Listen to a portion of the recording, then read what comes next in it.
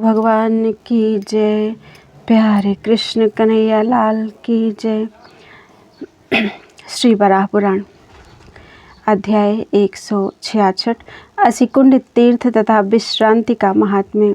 धरणी ने कहा, प्रभु महादेव, आपके श्रीमुख से मैं अनेक प्रकार के तीर्थों का वर्णन सुन चुकी। अब आप मुझे असिकुंड के तीर्थ का प्रसंग सुनाने की कृपा करें। भगवान वराह कहते हैं, वसुंधरे, सुमति नाम के एक धार्मिक और प्रख्यात राजा थे, जिनकी किसी तीर्थ यात्रा प्रसंग में मृत्यु हो गई। अब उनके पुत्र विमति ने राज्य संभाला। इसी बीच एक दिन वहां नारद जी पधारे। उसने उनका पाद्य एवं अर्घ्य आदि से स्वागत किया। फिर बातों के प्रसंग में मुनि ने उससे कहा, राजन, पिता के ऋण को चुका देने पर ही पुत्र धर्म का भागी हो सकता है।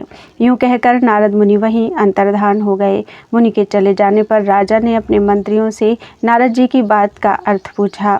मंत्रियों ने कहा, अपनी तीर्थ यात्रा का फल आप महाराज को समर्पण कर दें तो पिता का ऋण चुक सकता है, क्योंकि उनकी तीर्थ यात्रा अधूरी ही रही थी। नारद जी के कथन का यही आशय था। देवी, मंत्रियों की बात सुनकर विमति ने मथुरापुरी में निवास की बात सोची, क्योंकि वहाँ प्रायः सभी तीर्थ स्थित हैं। विमति के मथुरा आने पर वहाँ के तीर्थों ने आपस में कहा, इसका सामना करने में तो हम सभी असमर्थ हैं, अतः उचित है कि जहाँ भगवान वराह विराजते हैं, हम लोग उस कल्पग्राम में चलें। वसुंधरे, इस प्रकार परामर्श करके सभी तीर्थ कल्पग्राम में चले गए। देवी, वराह का रूप धारण कर मैं वहाँ पर आनंद से निवास करता हूँ। वे सभी मेरे सामने कल्पग्राम में आए और कहने लगे, भगवान, आप स्वयं श्रीहरि हैं। आप अचिंत्य, अच्युत एवं जगत के साष्टा और सृष्टा हैं। प्रभु, आपकी जय हो, जय हो। भगवान वराह कहते हैं, वसुंधरे, जब तीर्थों ने मेरी इस प्रकार स्तुति की, तब मैंने उनसे कहा, तीर्थवरों, तुम्हारा कल्याण हो, तुम मुझसे कोई वर मांग लो। तीर्थ बोले, वराह का रूप धारण करने वाले देवेश्वर, यदि आप प्रसन्न हैं तो हमें विपत्ति से अभय प्रदान करने की कृपा कीजिए। इस पर मैं चलकर मथुरापुरी आया और अपने दिव्य असी अर्थात तलवार से विमति का शिरच्छेद कर दिया। तलवार की नोक से वहां पृथ्वी में एक गड्ढा हो गया, जो एक दिव्य कुंड के रूप में परिवर्तित हो गया और वही असिकुंड नाम से प्रसिद्ध हुआ। इसके प्रभाव से सुमति और विमति भी मुक्त हो गए। देवी, दक्षिण से उत्तर तक के तीर्थों की जो संख्या मैं पहले कह चुका हूँ, उनकी गणना इस असिकुंड से ही आरंभ करनी उत्तम है। जो मनुष्य द्वादशी के दिन प्रातःकाल सोने से उठते ही असिकुंड में स्नान करता है, उसे यहाँ वराह, नारायण, वामन और राघव की सुवर्ण प्रतिमाओं के दिव्य दर्शन होते हैं। इनका दर्शन करने वाला फिर संसार में नहीं आता। भगवान वराह ने कहा, देवी, अब विश्रांति तीर्थ की महिमा सुनो। पहले उज्जैनी में एक दुराचारी ब्राह्मण रहता था। वह न देवताओं की पूजा करता, न साधु संतों को प्रणाम करता और न तीर्थों में जाकर कभी स्नान ही करता था। वह मूर्ख प्रातः और सायंकाल इन दोनों संध्याओं में भी सोया रहता था। ब्रह्मा जी ने बताया है कि संपूर्ण आश्रमों में गार्हस्थ्य ही उत्तम है।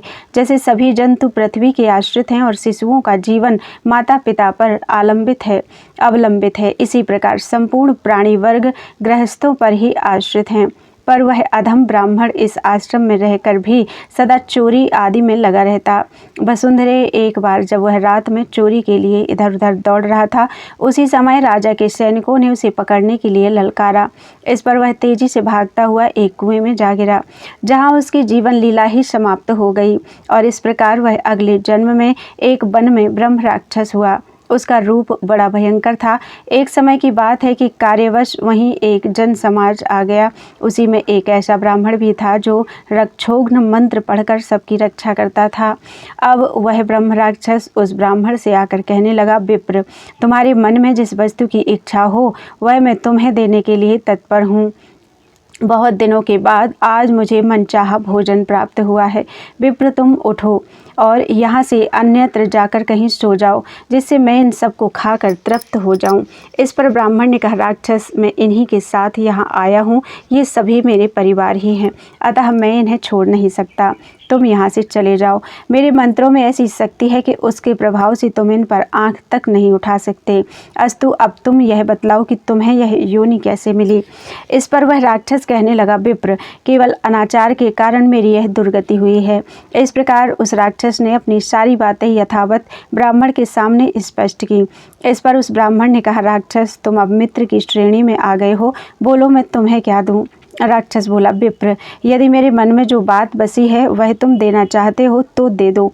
तुमने मथुरापुरी में विश्रांति तीर्थ में जो स्नान किया है उसका फल मुझे देने की कृपा करो, जिससे मैं मुक्त हो जाऊं। अब राक्षस के दुख से दुखी होकर वह कृपालु ब्राह्मण बोला, राक्षस, विश्रांति नामक तीर्थ के विषय में तुम्हें जानकारी कैसे प्राप्त हुई और उसका ऐसा नाम क्यों हुआ, इसे बताने की कृपा करो। राक्षस बोला, ब्राह्मण, मैं पहले उज्जैनी में निवास करता था। एक समय की बात है, मैं संयोगवश श्री विष्णु जी के मंदिर चला गया। उस मंदिर के फाटक पर एक कथा कहने वाले वेद के विद्वान ब्राह्मण बैठते थे, जिनका विश्रांति तीर्थ की महिमा सुनाना प्रतिदिन का व्रत था।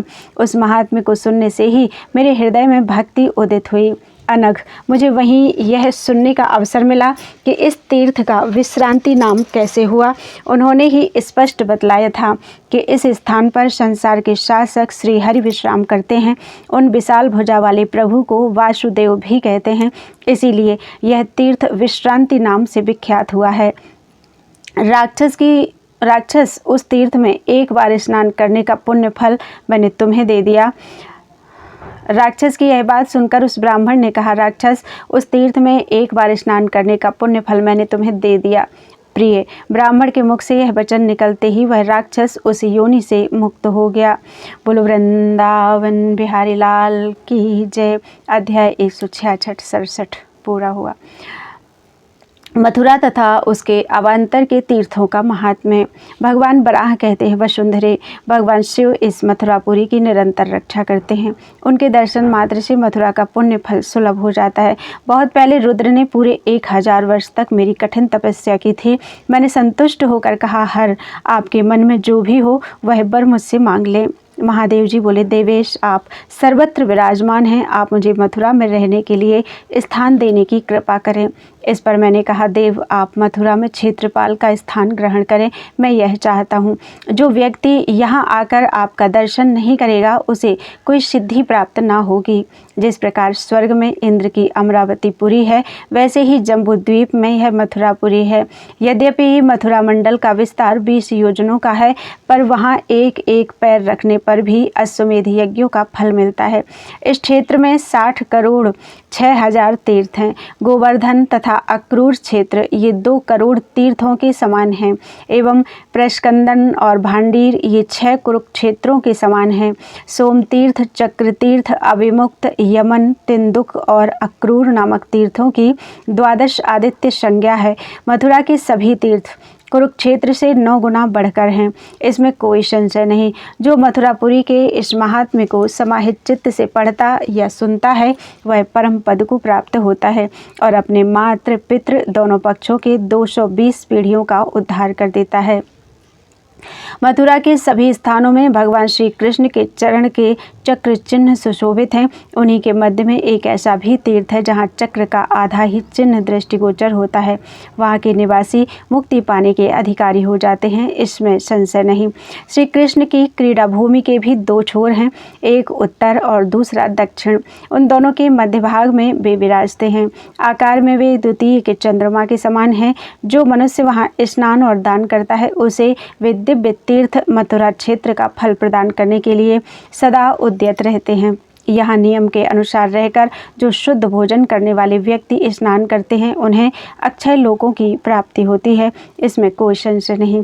दक्षिण कोटि से आरंभ करके उत्तर कोटि पर यात्रा समाप्त करनी चाहिए। वहाँ यज्ञोपवीत के प्रमाण पर भूमि पर जो चलते हैं उनके द्वारा अनेक कुलों की रक्षा हो सकती है। पृथ्वी ने पूछा, प्रभु, यज्ञोपवीत का क्या माप है?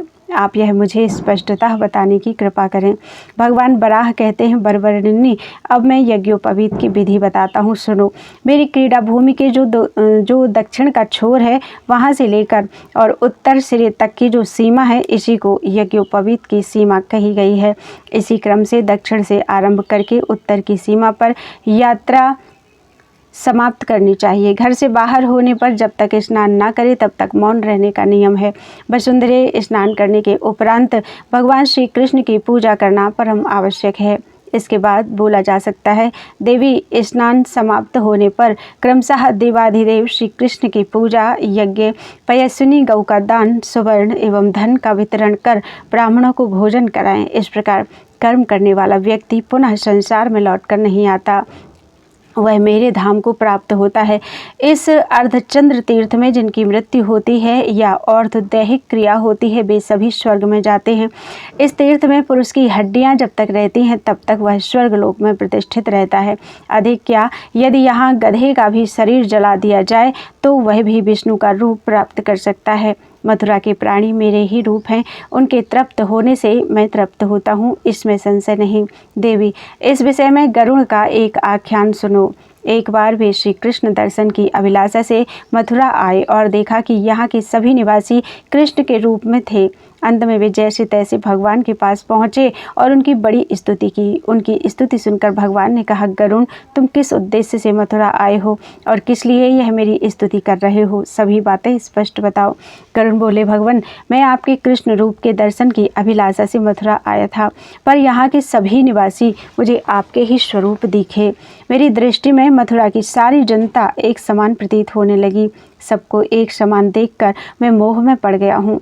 गरुड़ की यह बात सुनकर श्रीहरि मुस्कुराए और मधुर वाणी में इस प्रकार बोले। श्री कृष्ण ने कहा, गरुड़, मथुरा के निवासियों का जो रूप है वह मेरा ही रूप है। पक्षीराज, जिनके भीतर पाप भरे हैं वे ही मथुरा वासियों को मुझसे भिन्न देखते हैं। इस प्रकार कहकर भगवान कृष्ण तत्क्षण वहीं अंतर्धान हो गए और गरुड़ भी वहाँ से बैकुंठ गए। यहाँ मरकर मनुष्य, पशु, पक्षी अथवा तिर्यक योनि के कीड़े पतंगे तक भी सबके सब चार भुजा वाले विष्णु के रूप बन जाते हैं, यह नितांत निश्चित है।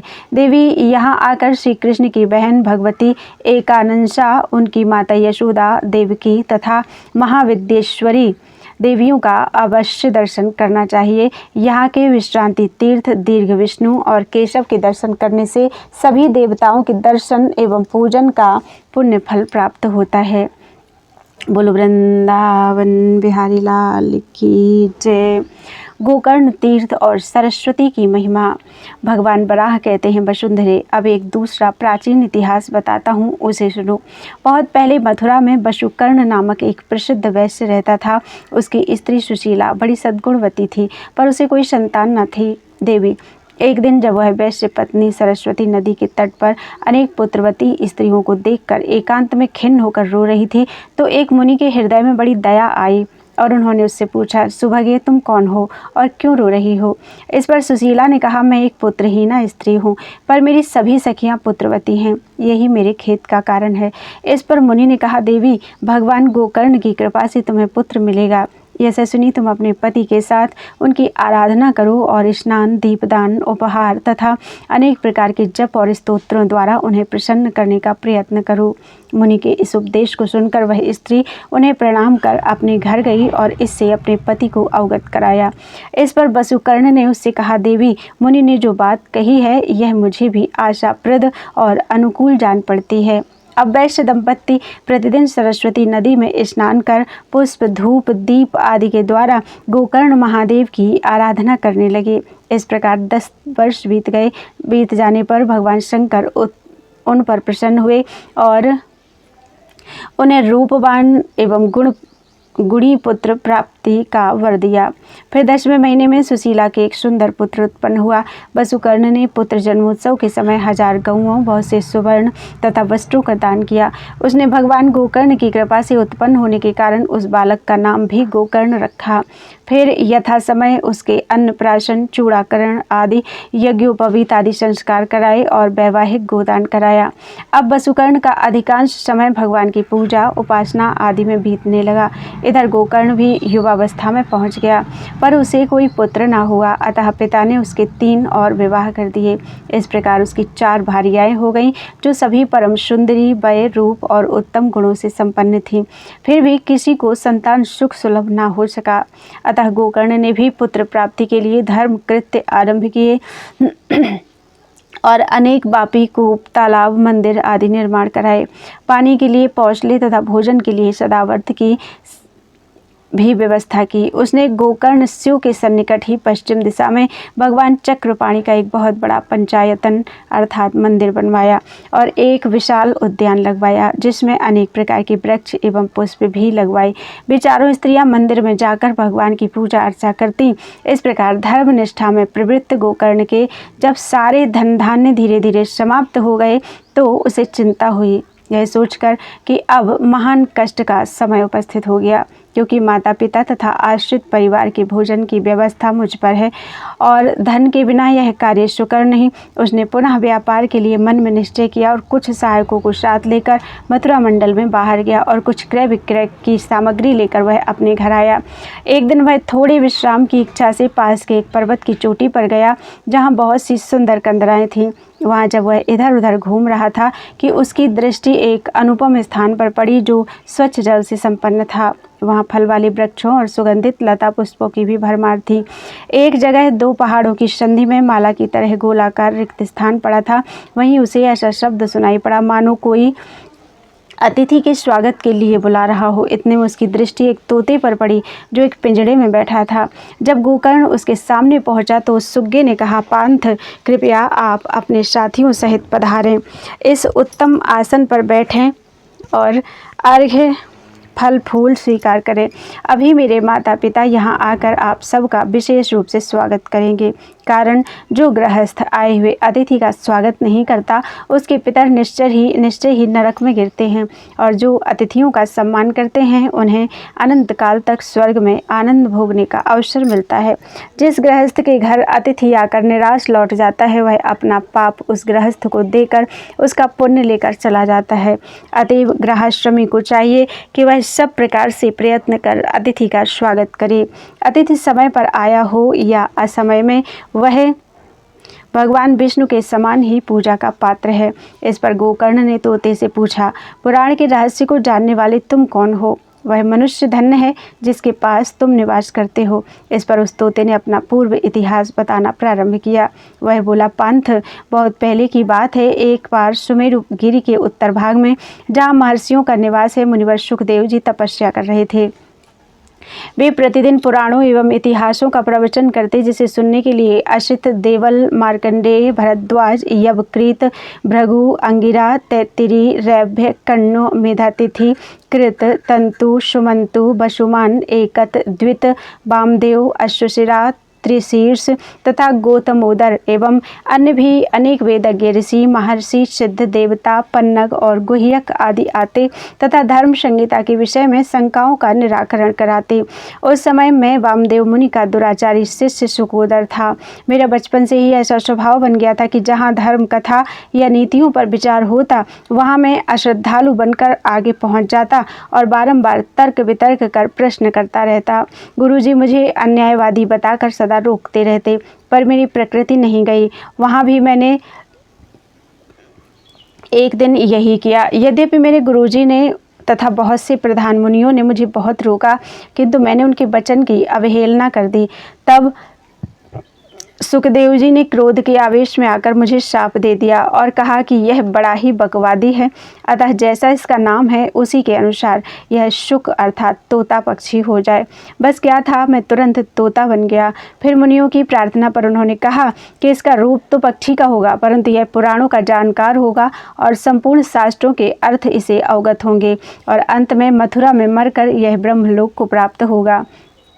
पंथ, इसके बाद मैं वहाँ से उड़कर इस हिमालय पर आकर इस गुहा में रहने लगा और सावधानी से सदा मथुरा का नाम जपता रहता हूँ।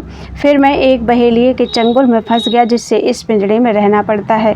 अब गोकर्ण कहने लगा, भद्र, मैं पापनाशनी मथुरापुरी में ही रहता हूँ और व्यापार से थक कर विश्राम के विचार से यहाँ आया हूँ। इधर इन दोनों में इस प्रकार की बात हो रही थी कि सबर की स्त्री जो उस समय सो रही थी कुछ आहट पाकर नींद से जग गई। तोते ने उससे पूछा, माँ, ये अतिथि रूप में यहाँ पधारे हैं, अतः पूज्य हैं। इस पर वह स्वागत का सामान संग्रह करने लगी। इस बीच सबर भी आ पहुँचा। तोते ने उसे भी अतिथि सत्कार की सलाह दी। उसने गोकर्ण को प्रणाम किया और उसकी पूजा कर स्वादिष्ट फल तथा सुगंधपूर्ण पेय पदार्थ समर्पण करके उससे कुछ वार्तालाप किया। फिर अतिथि देव, कहिए मैं आपकी और क्या सेवा करूं? गोकर्ण ने कहा, मित्र, यदि स्वागत सत्कार के अतिरिक्त तुम मुझे अन्य कुछ भी देना चाहते हो तो मुझे इस तोते को ही दे दो। मैं इसे मथुरा में ले जाऊंगा और अपने पुत्र के रूप में रखूंगा। इस पर शबर बोला, क्या इसके बदले हमें तुम यमुना स्नान का फल दे सकते हो? इस तोते ने मुझे बताया है कि कोई नीच योनि में अथवा जन्म से राक्षस ही क्यों ना हो, यदि वह मथुरावास, संगम स्नान एवं द्वादशी व्रत करता है तो उसे अभीष्ट गति प्राप्त हो सकती है। जो संगम में स्नान तथा भगवान गोकर्णेश्वर का दर्शन करता है वह यमपुरी में नहीं जाता, उसे भगवान श्रीहरि के लोक की ही प्राप्ति होती है। इस पर गोकर्ण ने स्वीकृति दे दी। बोलो वृंदावन बिहारी लाल की जय। सुग्गी का मथुरा जाना और वसुकर्ण से वार्तालाप। भगवान बराह कहते हैं, वसुंधरे, इस प्रकार गोकर्ण ने सबर से मथुरा स्नान के बदले उस सुग्गी को प्राप्त कर मथुरा नगर के लिए प्रस्थान किया और वहां पहुंचकर उस तोते को अपने माता पिता को सौंप दिया तथा उसका परिचय भी दे दिया। फिर कुछ दिनों के बाद वह व्यापार करने के लिए उस तोते को अपने साथ लेकर अपने सहकर्मियों के साथ समुद्र मार्ग से चल पड़ा। इसी बीच एक दिन प्रतिकूल वायु चलने से समुद्र में सहसा भयंकर तूफान आ गया, जिससे सभी पोत यात्री घबरा गए और गोकर्ण को लक्ष्य कर कहने लगे कि कोई निकृष्ट एवं पापी व्यक्ति इस जहाज पर चढ़ गया है, जिसके कारण हमारी यह दुर्दशा हुई है एवं हम सभी मरे जा रहे हैं। गोकर्ण ने तोते के सामने अपनी दयनीय स्थिति रखी और कहा कि पुत्रहीन व्यक्ति की बड़ी दुर्गति होती है। यहाँ जहाज में जितने व्यक्ति हैं उनके बीच मैं ही सबसे बड़ा पापी हूँ। अब क्या करना उचित है यह तुम ही जानते हो। तोते ने कहा, पिताजी आप खेद न करें, मैं अभी एक उपाय बताता हूँ। इस प्रकार गोकर्ण को आश्वासन देकर वह तोता उड़ा और ध्रुव की ओर उत्तर दिशा में बढ़ता गया। आगे 1 योजन के ऊंचे पर्वत की एक चोटी पड़ी, जिसे लांघ कर वह भगवान विष्णु के सुंदर मंदिर के पास पहुंचा, जिसके प्रकाश से सब ओर वहां बड़ी शोभा हो रही थी। उसके भीतर प्रवेश कर उसने कहा, यहाँ यह कौन देवता विराज रहे हैं? मैं उनसे जानना चाहता हूँ कि अपार कठिनाई को पार करने वाले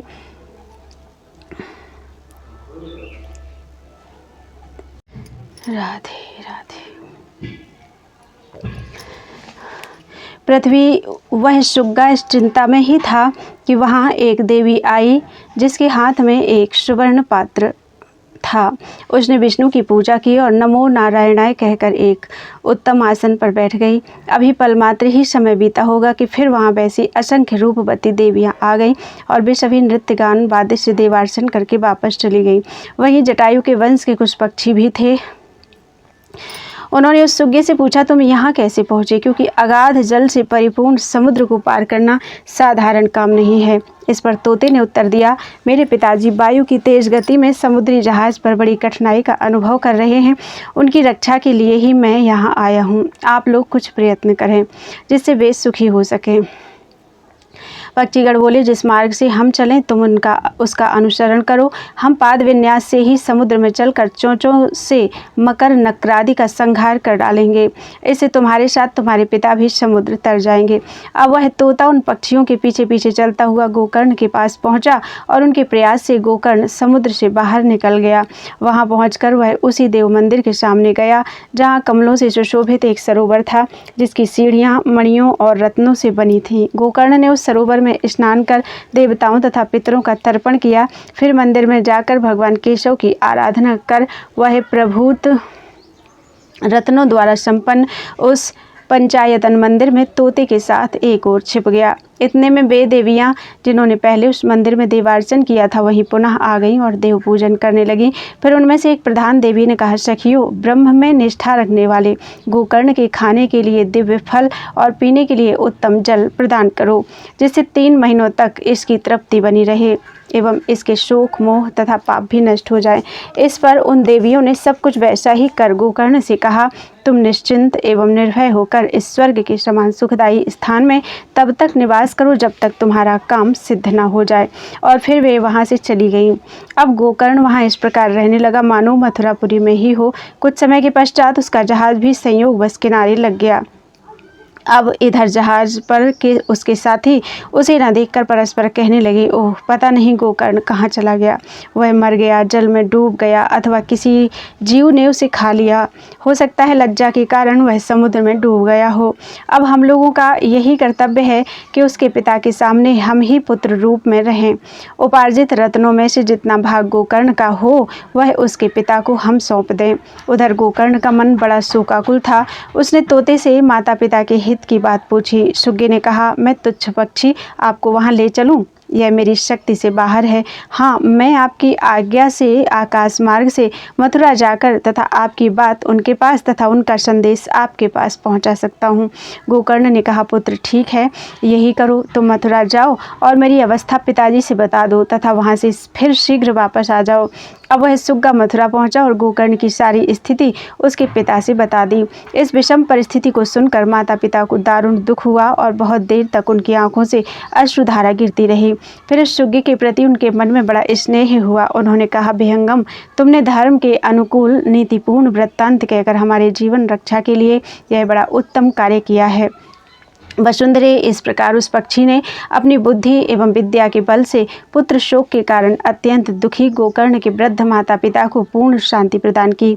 इधर गोकर्ण के 20 साथी भी वसुकर्ण के पास प्रभुत रत्न लेकर आए। उनके पास अतुल रत्न राशि थी, अतः वसुकर्ण के प्रति उन सब ने पुत्र जैसा ही व्यवहार किया और फिर उसकी आज्ञा लेकर वे अपने अपने घर गए। गोकर्ण का दिव्य देवियों से वार्तालाप तथा मथुरा में जाना। भगवान बराह कहते हैं, सुबह गोकर्ण ने दिव्य देवियों के आदेश से उस मंदिर में 13 दिनों की आराधना आरंभ की। इस बीच वे देवियां भी यथा समय आकर नृत्य करती। इसी बीच एक दिन गोकर्ण ने उन सभी देवियों को अत्यंत म्लान, निस्तेज और दुखी देखा। वह सोचने लगा कि शास्त्रों में ठीक ही कहा गया है कि पुत्रहीन पुरुष की सद्गति नहीं होती। अहो, मुझ पापात्मा के दोष से ये देवियां भी इस स्थिति में आ गई हैं, मानो इन्हें बुढ़ापे ने घेर लिया है। फिर साहस कर उसने उनसे उदास होने का कारण पूछा। इस पर उन देवियों ने कहा, महाभाग, यह बात पूछने योग्य नहीं है। सभी कार्यों में कालात्मा उस दैव का ही हाथ है। पर गोकर्ण बार बार आग्रहपूर्वक उन्हें प्रणाम कर इस प्रश्न को पूछता ही रहा और उनके ना बतलाने पर उसने समुद्र में डूबकर अपने प्राण त्याग करने की बात भी कही। उनके ऐसा कहने पर उन देवियों में से ज्येष्ठा देवी ने कहा, दुख तो उसी व्यक्ति के सामने कहना चाहिए जो उसे दूर कर सके। फिर भी बताती हूँ, मथुरा नाम से प्रसिद्ध एक दिव्यपुरी है जिसके प्रभाव से मनुष्य मुक्ति पाने का अधिकारी बन जाता है। इस समय अयोध्या नरेश चातुर्मास्य व्रत करने के विचार से अपनी चतुरंगिणी सेना के साथ वहीं गए हैं। वहाँ विष्णु के 5 मंदिर तथा अनेक फुलवारियां हैं, पर उनके सेवकों ने उन बगीचों को नष्ट भ्रष्ट कर दिया है। इतना कहकर वह तथा सभी देवियां एक साथ रोने लगीं। इससे गोकर्ण अत्यंत दुखी हो गया। फिर उसने उन्हें प्रणाम कर और हाथ जोड़कर सबको सांत्वना देते हुए मधुर वाणी में उनसे कहा, देवियों, यदि मैं अयोध्या की राजा से मिला तो यह दुर्व्यवहार अवश्य बंद करा दूंगा, परंतु इस समय प्रतिकूल प्रारब्ध ने मुझे सर्वथा वंचित कर रखा है। गोकर्ण के इस प्रकार कहने पर देवियों ने उस वैश्य से पूछा, तुम कौन हो और कहाँ से आए हो? गोकर्ण ने अपना नाम पता बताकर फिर उनका परिचय पूछा तो उन्होंने अपने को उद्यान अधिष्ठात्री देवी बतलाया।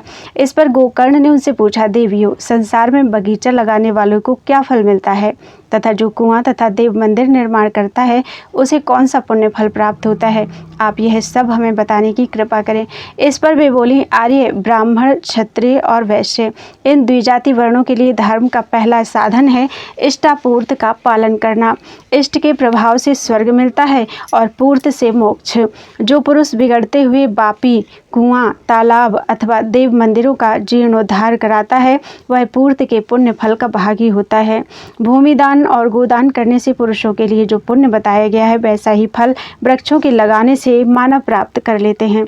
एक पीपल अथवा एक पिचुकमंद अर्थात नीम का, एक बड़ का, एक 10 फूल वाले वृक्ष, 2 अनार, 2 नारंगी और 5 आम्र के वृक्षों का जो आरोपण करता है वह नरक में नहीं जाता। जिस प्रकार सुपुत्र कुल का उद्धार कर देता है तथा प्रयत्नपूर्वक नियम से किया गया अति कृच्छ व्रत उद्धारक होता है, वैसे ही फलों और फूलों से संपन्न वृक्ष अपने स्वामी का नरक से उद्धार कर देते हैं।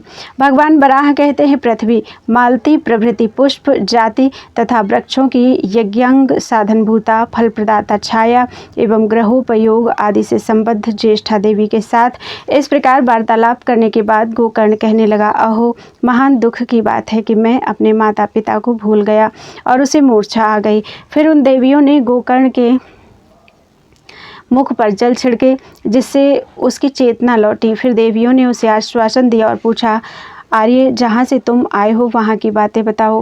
गोकर्ण ने कहा, देवियों, मेरा निवास स्थान मथुरा में है। वहाँ मेरे वृद्ध माता पिता और मेरी 4 पतिव्रता पत्नियाँ भी हैं।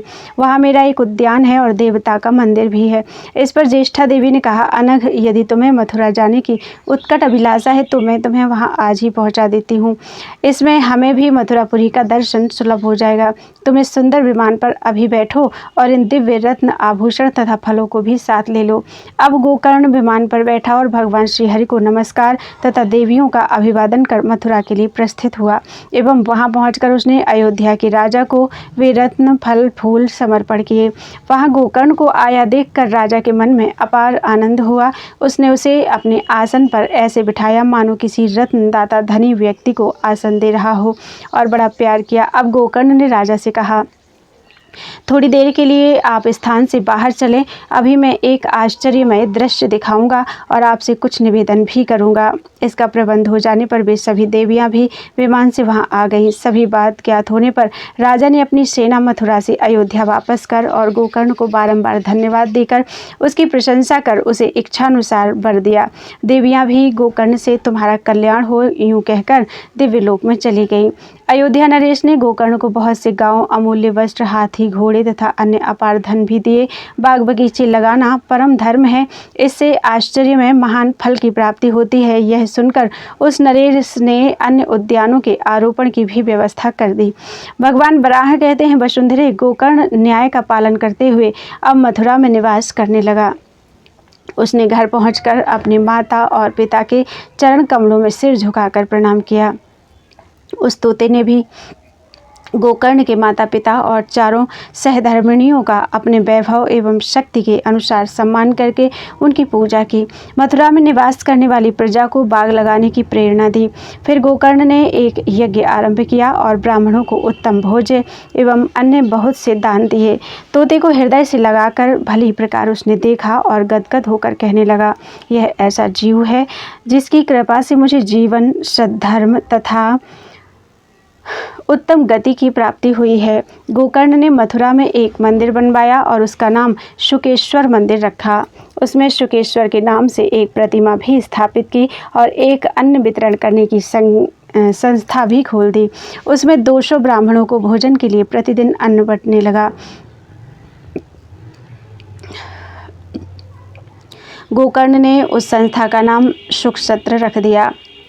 उस स्थान पर जिसकी मृत्यु होती है वह मुक्त हो जाता है। अंत में वह शुगा भी विचित्र विमान पर चढ़कर स्वर्गलोक में चला गया। जिस सबर की कृपा से गोकर्ण को वह तोता प्राप्त हुआ था, उसका उद्धार होने के लिए गोकर्ण ने त्रिवेणी स्नान का फल अर्पण कर दिया। अतः वह सबर अपनी पत्नी सहित स्वर्ग गया। शुकोदर के साथ ही वे सभी दिव्य विमान पर विराजमान होकर स्वर्ग चले गए।